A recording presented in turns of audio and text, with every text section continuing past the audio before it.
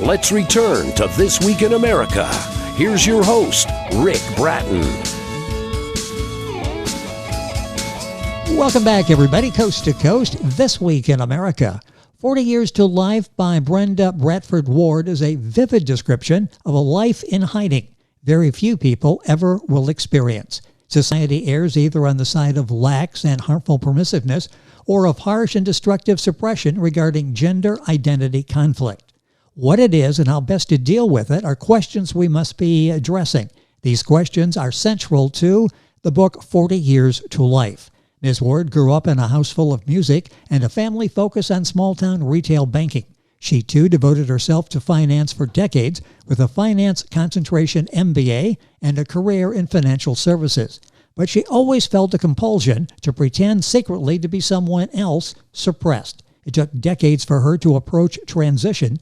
Once begun, transition was unstoppable. Years later, she examined her experience in the Fallacy of Assignable Gender, and beginning a new life as a PhD student in sex and gender psychology, she seized the opportunity to revisit her earlier work, and she completed 40 Years to Life, recommended, by the way, by the U.S. Review of Books. And author Brenda Bradford Ward is back with us on This Week in America. Brenda, welcome back to the program. A pleasure to have you with us.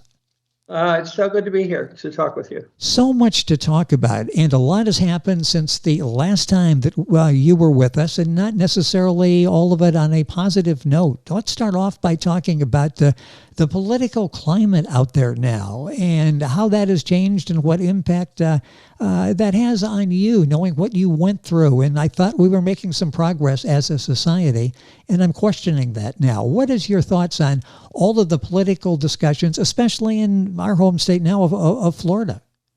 Oh, yes. And it is so horrible. So many parents seem to be concerned that somehow their children will become infected with some doubt, question, whatever about their gender identities. I think all adolescents and teens go through some period of trying to figure out where their place in life is. Yes. But gender identity is such a fundamental characteristic of who someone is. I was talking with a friend, a physician actually, recently, and the idea that somehow there is a fungible aspect to identity, I don't believe that at all. We don't question whether we're right-handed or left-handed. We just are, and this has nothing to do with sexual or partner preference, but everything to do with, on a desert island 1,000 miles from the nearest anything, who are we? And that's really what gender identity is about. It's not whether I have a uterus or not. Although I did see something recently where supposedly a transgender or transgendered, and I'd love to talk about that difference, individual said she was seeking a uterine implant of some sort for the purpose of having an abortion, which is almost unfathomable. Yes. It's almost as though I want my taste buds enhanced somehow so I can spit out food. Exactly. There are some really strange ideas out there. And from a statistical standpoint, and so much of psychology seems to be about that, but tests and measurements and whatever. But at least for parametric or non-parametric statistics, we expect over 99%, slightly over 99% of the curve to be within 3 standard deviations of the mean.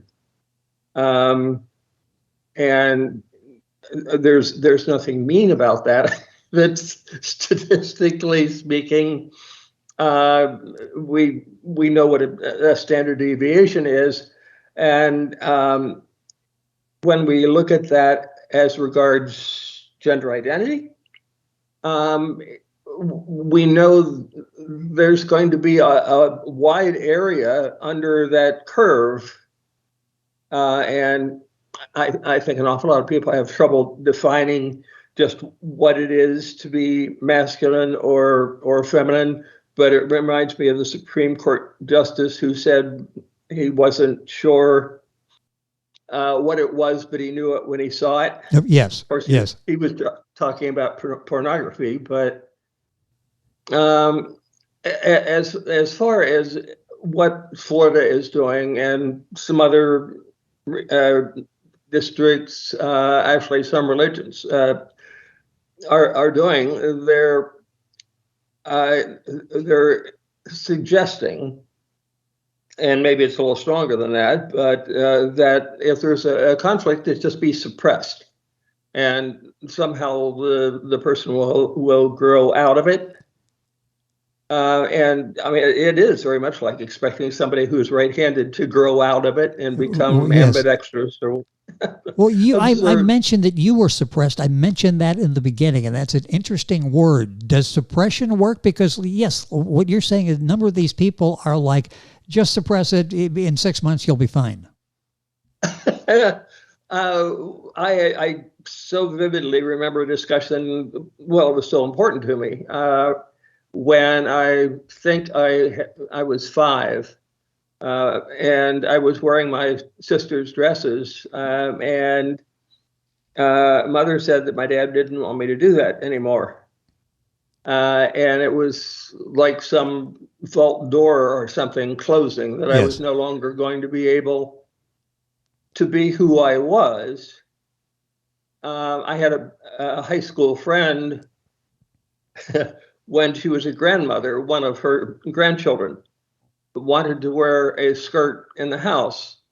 But if a friend was coming over, the skirt came off and slacks went back on, or shorts or whatever. But so that child had learned to keep a secret, not from his mother or his grandmother, but her. But certainly from friends, and that's one of it's survival, I guess. But it's one of the things we pick up earliest on what is expected of us, and the high price we'll pay if we don't fit that norm. Well, what is the high price you'll pay if you deny it, if you keep that secret? That's interesting. That doesn't change anything. Keeping a secret, does it? Exactly. From a psychological standpoint, we can run away from everybody else, but we can't run away from ourselves. Yes. And we know that there's something there, and it won't leave us alone. I think there's a lot in the Christian faith that is like that. And some people have talked about their attempt to essentially kind of run away from God. And they can't do it. He loves us, and so there is a saving grace there. That if there are people beheading babies and killing mothers who have just given birth, I mean, the people doing that clearly have turned away from any civilized, I think, definition of our faith and God, and yet God doesn't give up on them. I think to their last breath, He is still trying to reach out to them as a mother would to a child or father. Yes. Our guest on the program is Brenda Bradford Ward. Her book is 40 Years to Life. The book is available wherever books are sold, barnesandnoble.com, Amazon.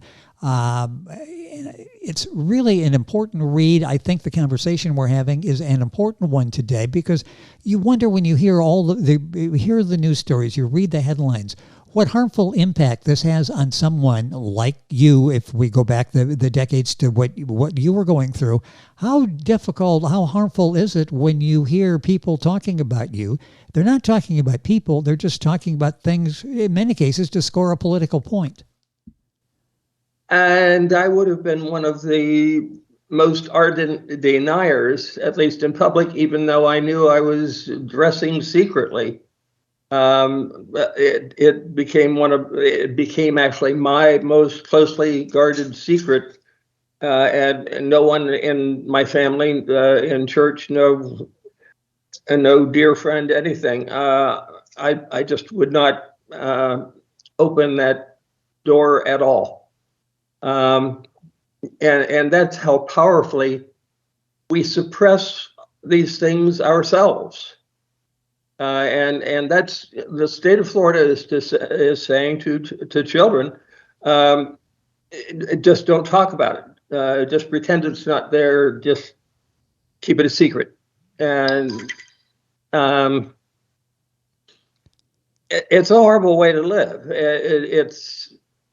And I don't mean that every waking moment from the time I was born that I was miserable, but I did not live the life I could have led if I were wholly one person. What do you say to people who say, I'm confused? Parents, for example, how can I be certain the gender identity conflict is medically diagnosable, treatable? I hear that. But many mental professionals, mental health professionals disagree. How does a parent sort through all of that conflicting information out there? And it is conflicting and confusing. Yes. I probably have a little more faith than I should have in the medical community's accurate diagnosis, partly because the tools used are so crude.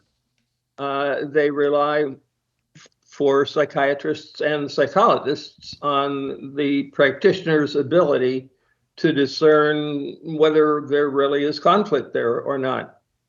And in my experience, there was no question, I think, any medical professional might have asked and gotten an honest answer about that conflict I was hiding. I had to be willing to talk about it. And once I did that, there was no going back for me. Yes. And I think most conflicts are like that. And mental health professionals will tell you that the conflict does not necessarily determine once it is faced realistically. It doesn't have to be resolved a particular way. But it's a little bit like saying, well, there's water there, but you don't have to swim. Oh, exactly. Yes. No, really, it seems rather absurd. As I was rethinking some of my earlier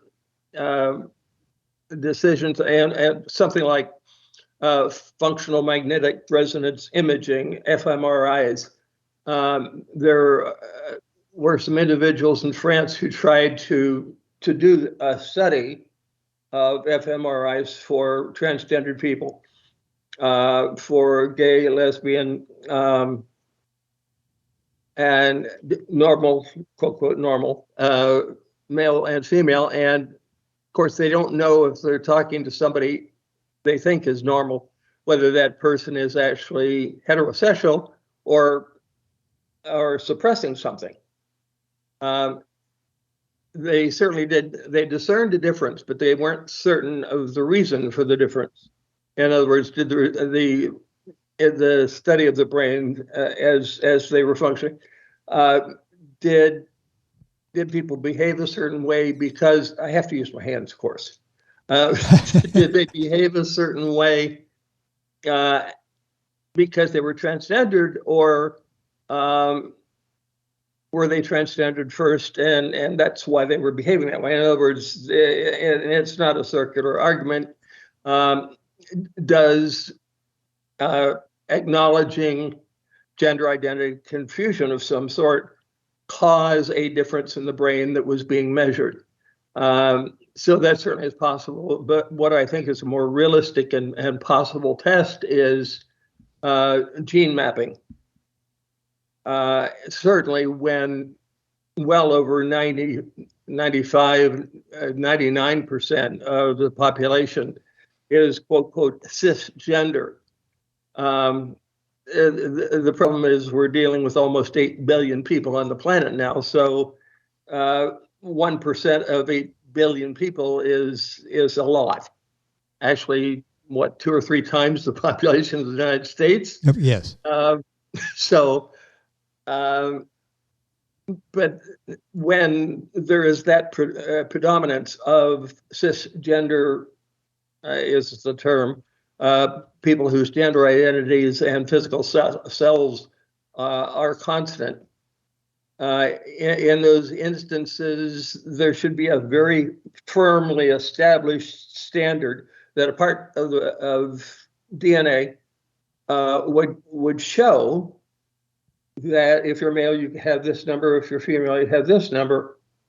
And that doesn't mean that there is only one, there's no such thing as intersex or whatever, but it does mean that there is a standard model that most people, well over 90% of the population, fit. So it should be glaringly obvious if we have a DNA sample that does not match that norm. And this is new. I don't know of anyone else being at all inquisitive about this and attempting to use DNA analysis as a tool.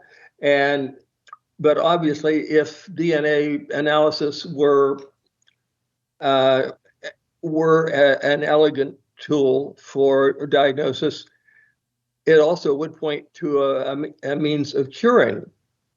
Gender identity conflict might no longer exist.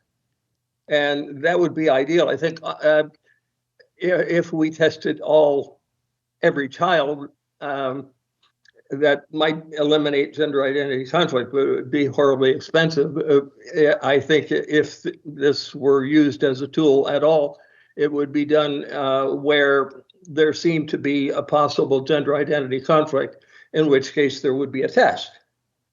And the physician friend I was talking with said, well, what happens if somebody fails the test, so to speak, or if those genes somehow are not expressed and they would indicate gender identity conflict, but it doesn't exist? Well, you wouldn't be doing the test. You'd only be doing the test. So I think that's the answer to that first question. And then he didn't have a lot of time to think about all the permutations of where this might go. But it would be absolutely marvelous to have a definitive diagnostic so that we didn't have people like the Tavistock situation in Britain, where they were doing gender identity conflict surgical interventions apparently inappropriately. And some of what I had seen about that indicated that people were not gender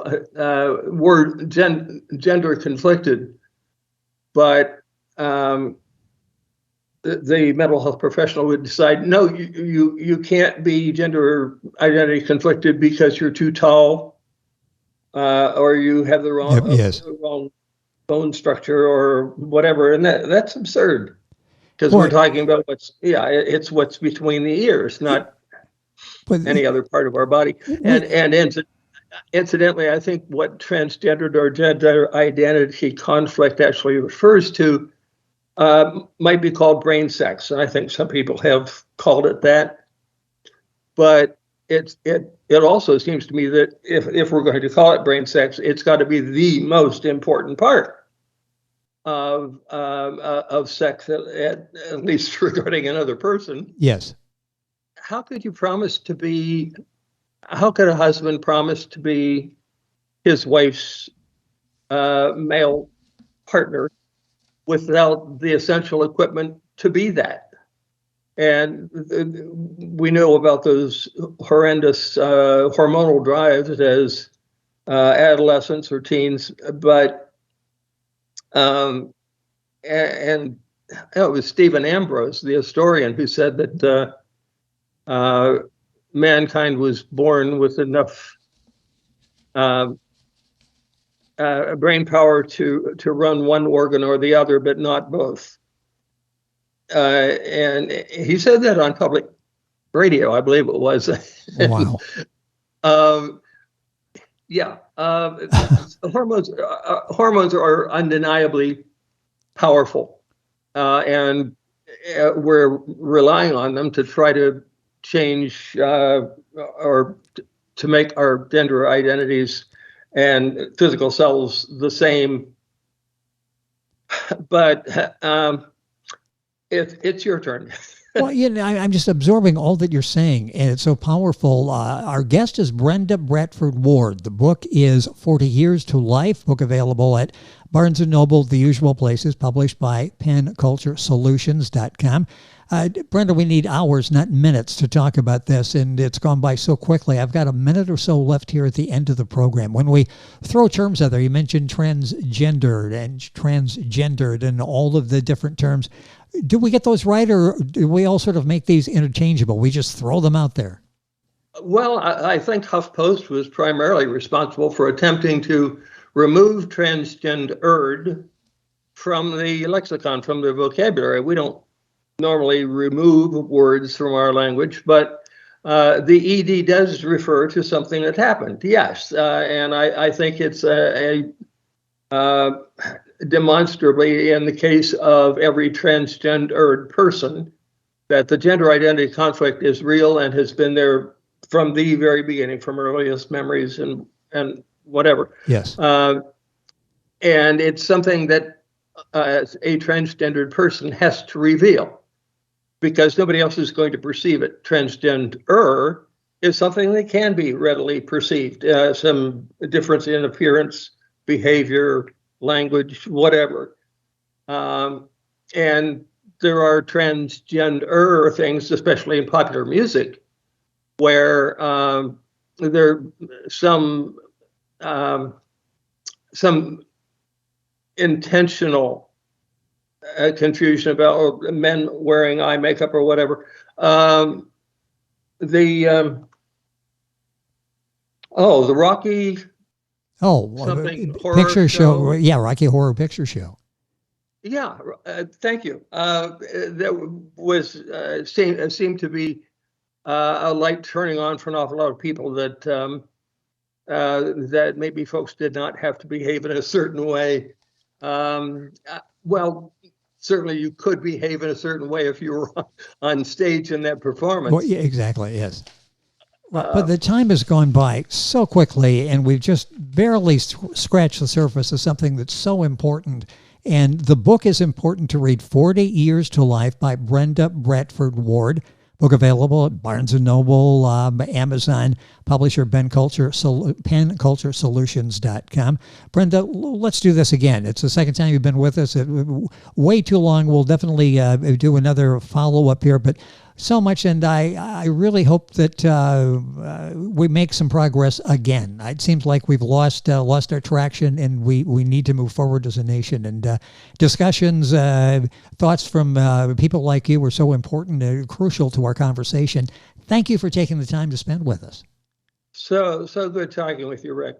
Same here, and we will do it again. So much more to talk about. Brenda's book is 40 Years to Life by Brenda Bradford Ward. Book available at Barnes & Noble, at Amazon, publisher penculturesolutions.com. And information on our website, thisweekinamerica.us. And that's the program you're listening to. And we're back on today's program right after these messages. This Week in America is online. You can visit our website, thisweekinamerica.us. Scott Pinkerton, associate producer of This Week in America. Jay Anderson, segment producer. Ben Watson, webmaster. Otto Bechet, director of engineering and TV production. This Week in America produced and is a trademark of Blue Funk Broadcasting, LLC. For information on all of our guests and to listen to this week's show, our website again at thisweekinamerica.us. And I'm Sean Bratton, executive producer of This Week in America.